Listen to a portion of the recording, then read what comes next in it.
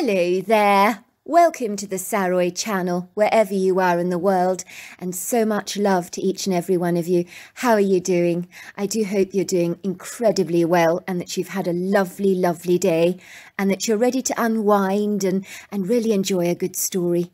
But before we get started, don't forget to go and get that lovely hot drink to keep yourself lovely and warm, or if you're living in a hot part of the world, something cool and refreshing, because I've got a lovely story for you tonight. But before we get started, don't forget to subscribe to the channel, click the notification bell and the thumbs up. And let me know where you're from, because I do enjoy hearing from you, and also what you like drinking. So let's get started with tonight's story. Dear Sarah and all your lovely listeners, some people are born evil, through no fault of their parents nor their upbringing. They're born that way. Mrs. Colleen Talesford was fully aware that her 8-year-old son Justin was not like the other children in her quaint little Tennessee home in the Smoky Mountains, where the family lived in an old cabin that had been built by her great-grandfather. And despite all the wear and tear of raising a big family, the cabin had stood the test of time. It had been superbly built. She was fortunate that the cabin was sizable, with a large main room and a central fireplace, a kitchen and 3 bedrooms where the children slept in cosy bunk beds. From the moment Justin had emerged from the womb after being delivered by the doctor in exchange for 4 very fat chickens, she had smelt trouble, as he had screamed continuously, demanding her undivided attention. Now he was an 8-year-old boy.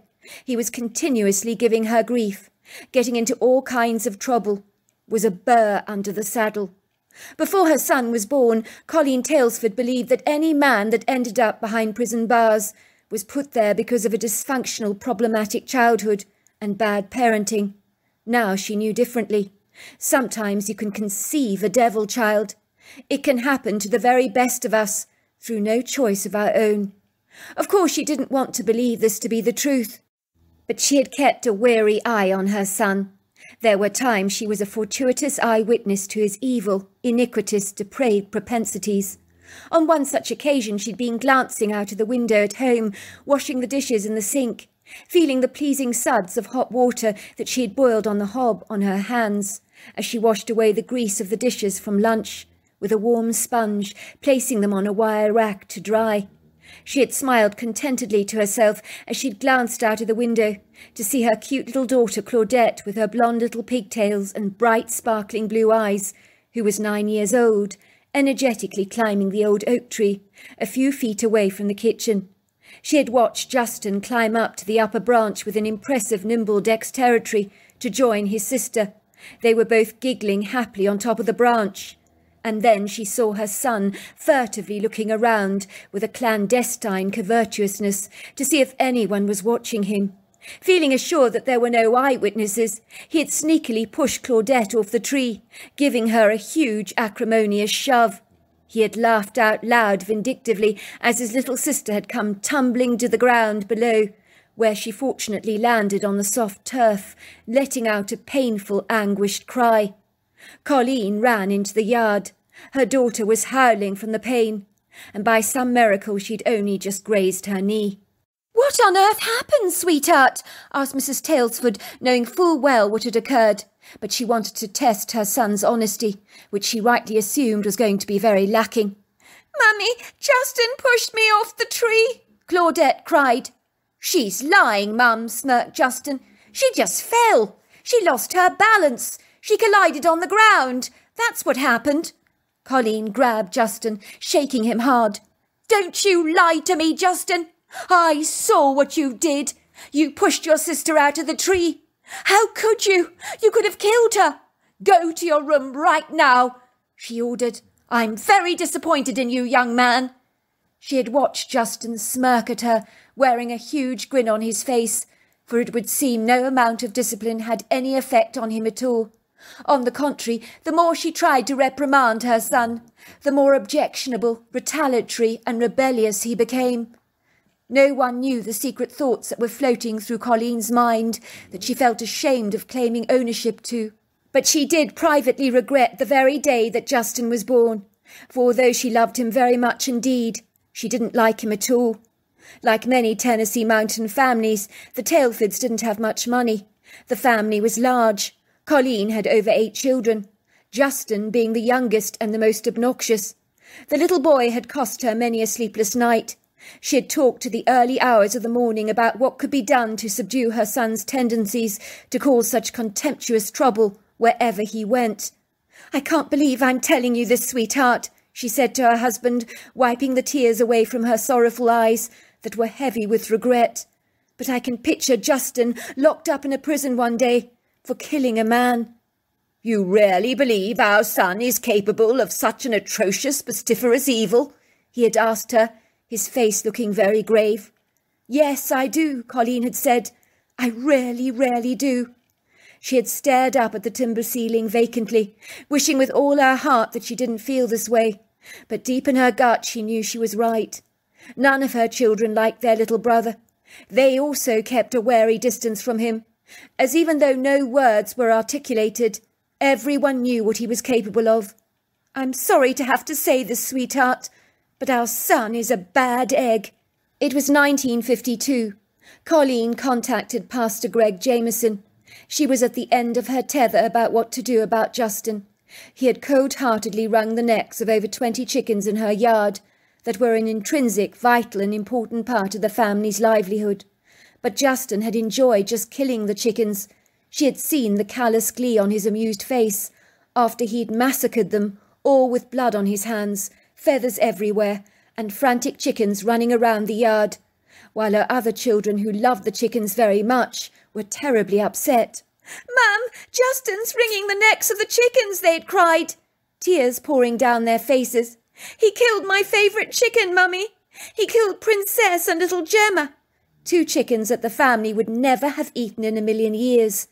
In the end, they had buried their 2 favourite chickens in the yard, had a funeral ceremony for them, because those chickens were beloved family pets.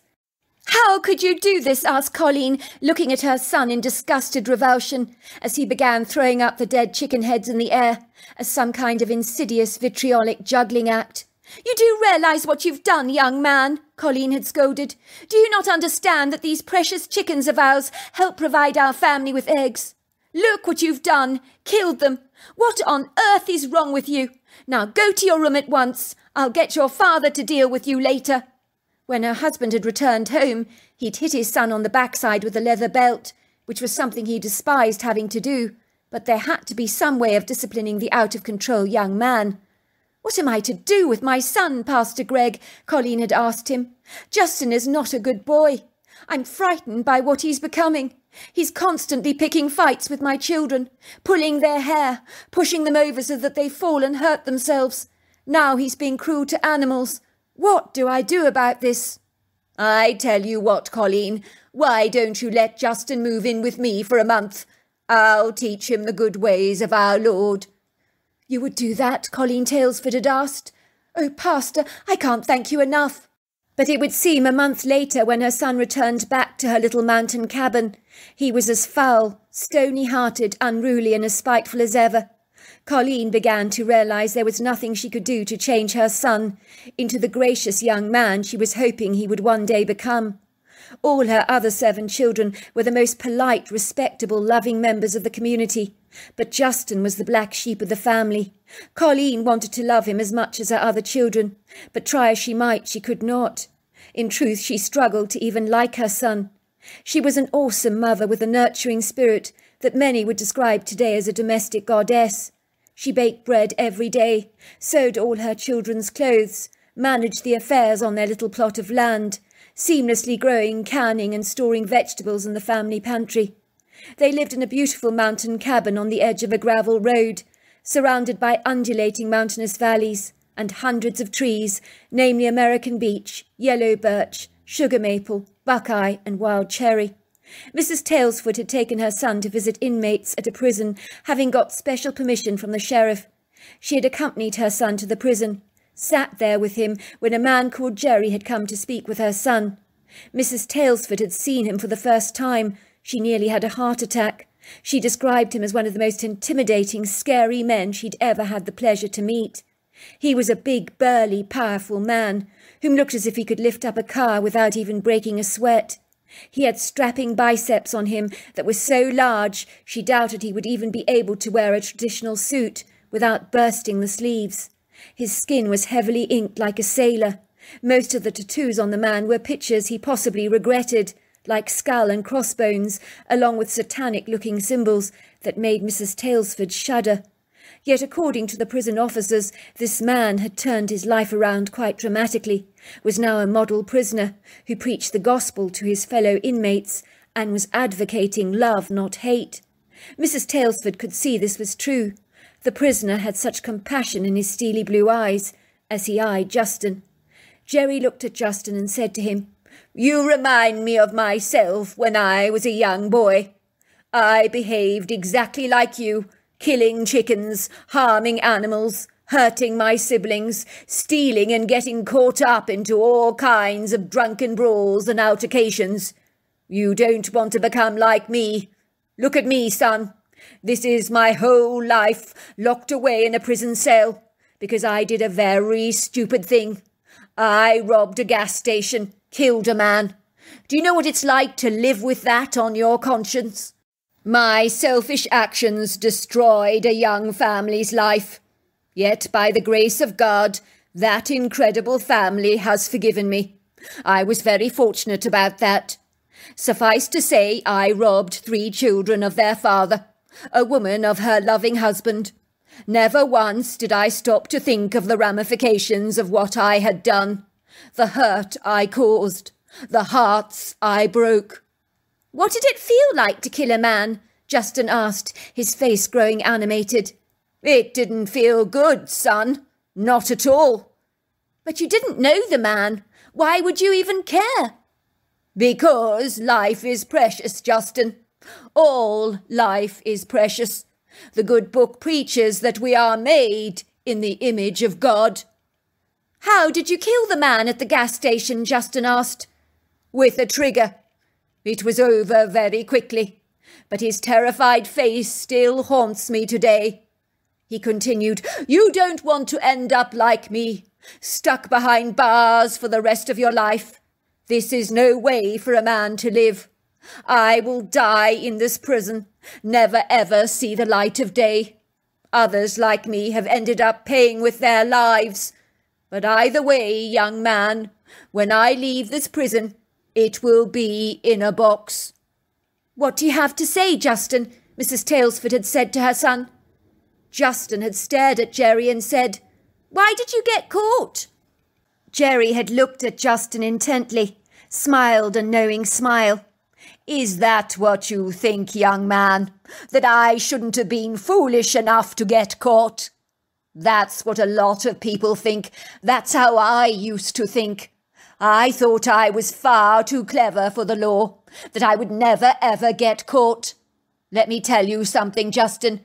However clever you may think you are at getting away with stuff, you're never as crafty as you think you actually are. Sooner or later, you will invariably get caught." "Jack the Ripper never got caught," piped Justin. "In 1888, he murdered 5 prostitutes in Whitechapel in the district of London East End, and he was never identified or ever arrested. He was too clever to get caught." "I wouldn't say that," said Jerry. "I don't agree. I think if he had continued his killing spree, he would have got caught sooner or later. But that is not the point, son. It's not about what you can get away with. It's not that matters. It's about living right, about honouring your father and mother, living in peace and in love with others." "Right," said Justin. Mrs. Talesford had sighed. She knew that her son had not been moved in any way by their visit to the prison. She had been visibly shocked by how her son had talked about Jack the Ripper with such a reverent awe, putting the man on a pedestal. It made her ponder as to what kind of a monster her son might one day become. Claudette's account. "I didn't trust my brother an inch. Justin was my brother, but I didn't like him at all. He was evil to the core. I'd seen him do things that were so distressing. On one occasion he found about 8 little kittens and tossed them in a bag, throwing them in the lake to drown them. He laughed because he thought it was so funny. But I dived into the lake, I rescued all those kittens. I never told him about it, but I knew that if he found out what I'd done, he wouldn't be pleased. The poor kittens were terrified. I took them to the lady up the road from us, who homes abandoned kittens. She found good homes for the little sweethearts. I wanted to keep one for myself, but I daren't because I knew that Justin couldn't be trusted with animals. He took great pleasure in hurting innocent creatures. I had seen the merciless way he killed bugs, frogs, snakes and mice, using a carved knife. He hammered them to death until the animals were completely pulverized, as if they'd been thrown into a blender. He seemed to get a thrill out of harming innocent things. He had a macabre fascination for killing things, as if the act of killing itself brought him a measure of satisfaction. Growing up, we always included Justin in our games. We had to, but we watched him warily, because we could never trust him 100%. One day, several of us kids were playing hide-and-seek in the woods together. Justin was included in our game as usual. I'd taken it upon myself to hide in the little shack on the edge of the woods that I think had been used for storing firewood in the 1930s. It overlooked a stream that ran through the valley with a feisty current. The noise of the water could be deafening there. I scrambled into the little place, hiding behind a large barrel in the room, thinking that I'd found the quintessential perfect hiding spot. I was coughing and spluttering a lot. The place was covered in dust. There was a couple of tiny windows covered in dust and cobwebs. I could hear someone fiddling with the lock. I ran from behind the barrel to see Justin. He grinned at me. "Hi, sis. I've locked you inside. Have fun." I slammed at the door. "Please, Justin, this isn't funny. Let me out now. Let me out." I began to sob as I saw Justin walking away. I knew my brother well enough to know that I could be locked in this place for days on end, as Justin would lie with a straight face to my parents, and they would believe his lies. I knew what he was capable of doing. Leaving me here for days would be something he was inclined to do. I shouted loudly, but no one heard my frantic calls. They were drowned out by the loud noise of the water. I sat there on the floor, absolutely terrified about the prospect of not being found. I could be stuck in this shack for days, and even if I broke the tiny windows, I wouldn't be able to squeeze out of them. They were far too tiny. I could hear my friends calling me, along with Justin. Of course, he was calling out my name as well. They began to shout my name loud, but no one heard my cries, as once again the sound of the water drowned out my voice. How long I sat there in the shack, I do not know. I lost all concept of time. I drew pictures on the earthen floor to entertain myself. I remember what my mother had said about what I should do if I was ever afraid. "Always remember to pray," she told me. So I prayed, "Please, God, will you send an angel to open up the door for me?" I felt better after I prayed, but I could see that the day was fading. I could hear my parents and other people from our town calling out my name. Everyone was looking for me. Of course, I tried to shout back, but no one heard my voice. Before long it got very dark outside, as no one was looking for me any more. Why had they not thought to look for me in the shack, I wondered. Perhaps it was easy to overlook. On reflection, it wasn't the cleverest place for me to hide in. It was so dark in the shack. Beyond the cobwebs in the windows, I could see that it was so black out there. I felt scared because ghosts came out at night. I'd heard lots of ghost stories around the Smoky Mountains from many people in these parts, for they had experienced anomalous encounters here. I remembered my grandfather's story that he told us last Thanksgiving around a warm fire. I'd sat on his lap. He had put his arms around me lovingly. We'd begged him to tell us a ghost story, because when you're sitting around a cosy fire listening to your grandfather tell you a ghost story, it's not so scary then. Not in that environment anyway. "Gramps, do you think ghosts are real?" we'd asked, and he'd stroked his white beard reflectively, and he'd said, "I've no doubt they're real. I've seen one myself. It was 1930. I was driving my boss's Buick, Series 40. I was performing an errand for him. I saw a young woman walking on the side of the road. I asked if I might give her a lift. She was wearing a pale green midi-length bias-cut dress with puff sleeves and a white belt. She was wearing her shoulder-length blonde hair in the romantic wave style that was very popular at the time. I was puzzled to see her walking on a remote country road, and didn't like to think of a woman walking on her own like that in the late afternoon, when the day was gradually drawing to a close. She gratefully stepped into the car, sank back into the passenger seat beside me. I asked her where she wanted to go. She told me her name was Lola Pike, gave me the address. I took her to the place which turned out to be her home. She thanked me very much for the lift, got out of the car, and that was the last I saw of her. I never thought anything about it until I heard about a woman by the very same name who had been killed by lightning on a Tuesday evening on the very same stretch of road where I had picked up the woman of the same name on the Thursday. So I went to see her family. They showed me a picture of their deceased loved one. I realized I'd picked her up. I must have picked up her ghost. She had died on a Tuesday. I had picked her up on a Thursday. As I sat there thinking about my Gramps' incredible story, I began to shiver nervously. It was scary being on my own, so dark inside the shack. I could barely see my own hand before my face. After a long while I became drowsy, as the lids of my eyes became heavy. My body became floppy like a rag doll, so I began to fall asleep. But I was awoken to the sound of someone coughing outside the shack. I felt so deliriously happy. Obviously my family hadn't given up looking for me after all, because there was somebody outside, and whoever was out there, they were near enough to hear me shout. So I began to bang at the door, calling for help. Help me! Help me! I'm here! Help! Help! The next thing I knew was that someone appeared to be grunting outside the door. I could hear them speaking together in a strange language that I didn't know, and I wasn't familiar with. The next thing I knew was that the door was broken down. It came flying off its hinges. Imagine my surprise when I realized that the person who'd broken down the door was an 8-foot creature, covered in long, flowing dark hair, that I now know to be a Bigfoot. Back then I had no idea what this thing was. I could tell it was a she, but she was standing there with a male creature. I was struck by how enormous they both were. They were like human beings wearing big bear costumes on their bodies, and they were very kind and gentle towards me.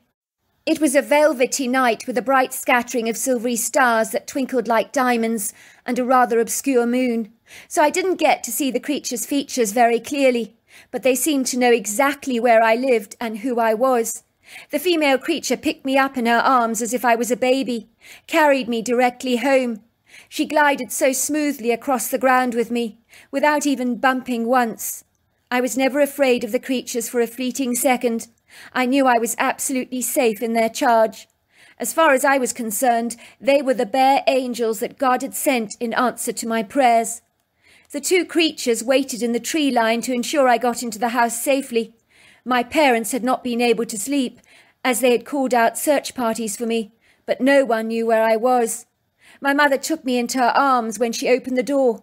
She was trembling, the tears pouring down her face. She thought something quite terrible had happened to me. She said my little face was covered in dirt. I had dust all over my little dress. "Where did you get to, Claudette? We were looking for you everywhere. What happened?" I told them that Justin had locked me in the shack near the stream, and that I had heard their calls but had been unable to answer them, as the sound of the stream had drowned out my voice. "But how did you get out of the shack?" my mother asked me. I told her that I did what she told me to do when I was scared. I had prayed to God, and God had sent 2 bear angels to rescue me from the shack. My parents were incensed with Justin. "What did you lock your sister in the shack for?" they asked him. "It was only a bit of fun," he smirked. "Only a bit of fun," my father shouted. "What are you smoking, son? Half the town gave up their free time to look for your sister tonight, and all the time you knew exactly where she was. How could you do this to us? We were overwrought with worry." "Like I said, it was only a bit of fun. She's fine, isn't she?" "That's not the point, Justin. Stop smirking. Go to your room right now. I'm ashamed to call you my son." One day when Justin was 13 years old, he and his best friend Marcus, who was also a hooligan, broke into an old lady's house by climbing through the back window. Her name was May Ferris. They'd falsely assumed that this formidable old lady would be a pushover. How wrong they were. She'd been drinking moonshine with one of the neighbours, and Justin and his friend Marcus thought she would be so inebriated, intoxicated and wasted that when they broke into her house, she would be far too stoned to even realise she was being robbed or remember anything about it the following morning. It was rumoured that she had a sizable amount of cash that she kept on her property, although whether the rumours were true is open to speculation. May Ferris was an indestructible red-blooded mountain lady, through and through, and tough as old nails. She had woken up in the middle of the night as she lay fast asleep in her bed, to a draught in her bedroom, while two young boys were going through her stuff in her home with a fine tooth comb. In a trice she realised what was going on, switching on her kerosene light. "I might have known it would be you, Justin," she said. "Everyone in town knows your trouble." "Don't move," she screamed, "or I will blow your heads off." The two boys were absolutely terrified as the woman was slurring her words, waving her rifle around precariously. They were terrified it would just go off. "You boys come with me now," she said, taking two large ropes with her. "I'm going to teach you both a lesson that you will never forget." The woman was resolute and determined, the boys fearful. "Please don't hurt us," Justin begged. "Please, May, we're sorry about breaking into your home." "That's not good enough. I want you to be really sorry." She instructed both boys to walk forwards into the woods while she walked behind them with her rifle. Justin had tried to escape, but May had fired a couple of random shots behind him. He decided that the woman was so mad that they better just obey her commands. When they entered the woods, May threw a rope at Marcus, commanding him to tie his friend to the tree. "Don't try any clever stunts with me, or any clever loopholes in that rope. If he can escape, I'll blow your head off," she warned him. Marcus was forced to tie his friend to the tree as tightly as he possibly could, so that Justin would never be able to escape the tight hold of the rope. Justin became very alarmed when May left him alone in the woods, as he was secretly very afraid of the dark. She took Marcus back to her home with her, locking him up in the chicken coop, and then she retired back to her bed. That night Justin was absolutely petrified, being tied to a tree in the middle of the woods. His friend Marcus had done a phenomenal job in tying him up. There was no way he could wiggle free from the powerful stranglehold of the rope around his body.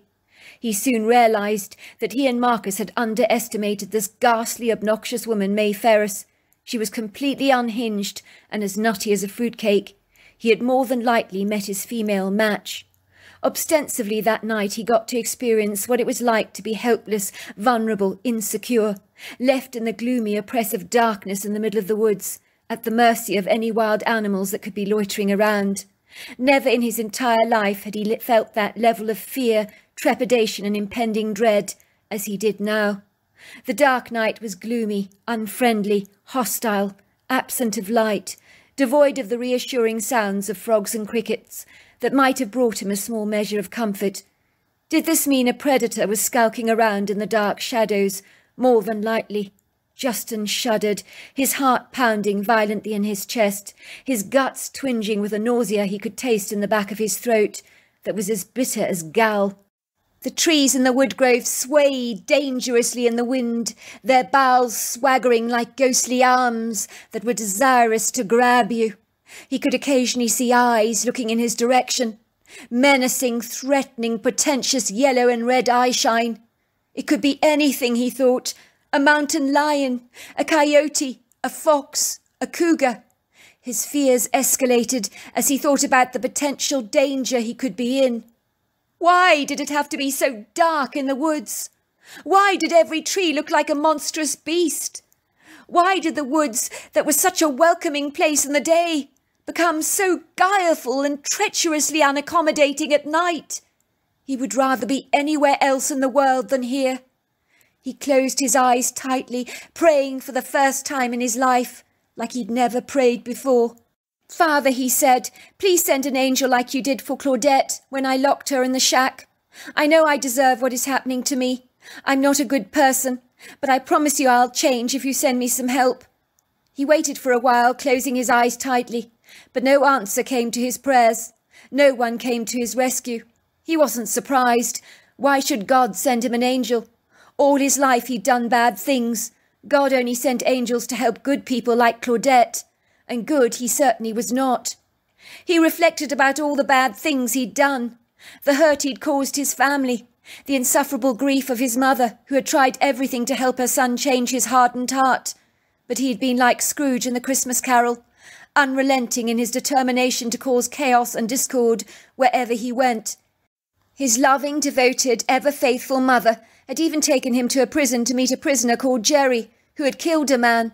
Jerry had tried to get through to him, to explain that doing bad things was no walk in the park.